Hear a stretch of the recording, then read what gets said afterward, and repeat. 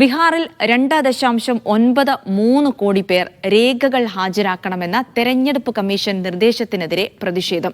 പൗരത്വം തെളിയിക്കാനുള്ള നിർദ്ദേശമാണെന്നാണ് പ്രതിപക്ഷത്തിന്റെ ആരോപണം.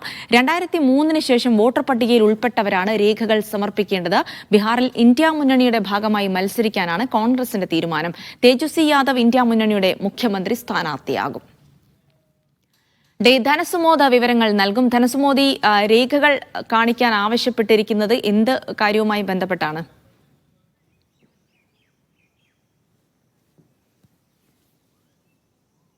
ജിൽസി, ബീഹാറിൽ 7,89,00,000 വോട്ടർമാരാണുള്ളത്. ഇതിൽ 2,93,00,000 പേരാണ് ഇപ്പോൾ വോട്ടർ പട്ടികയിൽ അവർ തുടരണമെങ്കിൽ ഔദ്യോഗിക രേഖകൾ ഹാജരാക്കണം എന്ന് ആവശ്യപ്പെട്ടിരിക്കുന്നത്. അവരുടെ പൗരത്വം തെളിയിക്കുന്ന രേഖകൾ തന്നെയാണ് ആവശ്യപ്പെടുന്നത്.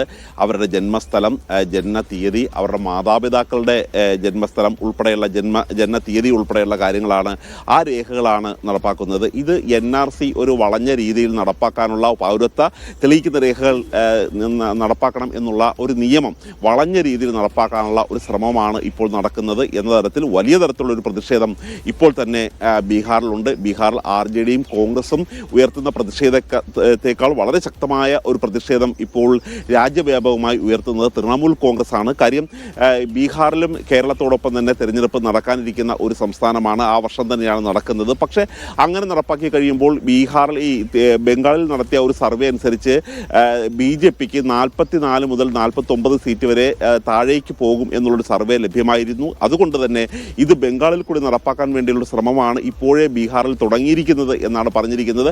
അതുകൊണ്ട് ഈ തരത്തിലുള്ള ഒരു എക്സർസൈസ്, അതായത് 6 സംസ്ഥാനങ്ങളിലാണ് ഇത് നടപ്പാക്കാൻ ഉദ്ദേശിക്കുന്നത്. അതിൽ ബീഹാറിലാണ് ഈ പൗരത്വ രേഖ അടിസ്ഥാനമാക്കിയുള്ള ഒരു വോട്ടർ പട്ടിക നടപ്പാക്കാൻ പോകുന്നത്. അതുകൊണ്ട് തന്നെയാണ് വലിയ തരത്തിലുള്ള ഒരു പ്രതിഷേധം ബീഹാറിൽ ഇപ്പോൾ ഉയരുന്നത്, ബീഹാർ കേന്ദ്രീകരിച്ച് ഉയരുന്നത്.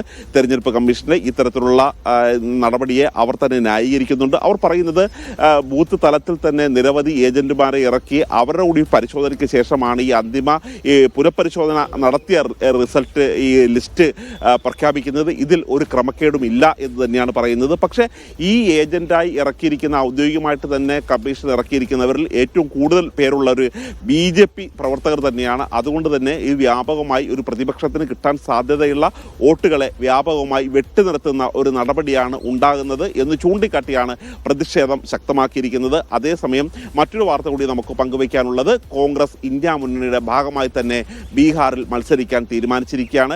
58 നിരീക്ഷകരെയാണ് ഇതിനകം തന്നെ നിയോഗിച്ചിരിക്കുന്നത്. RJD നേതാവ് തേജസ്വി യാദവിനെ മുഖ്യമന്ത്രി സ്ഥാനാർത്ഥിയായിട്ട് മുൻനിർത്തി തന്നെ മത്സരിക്കാനാണ് കോൺഗ്രസും തീരുമാനിച്ചിരിക്കുന്നത്.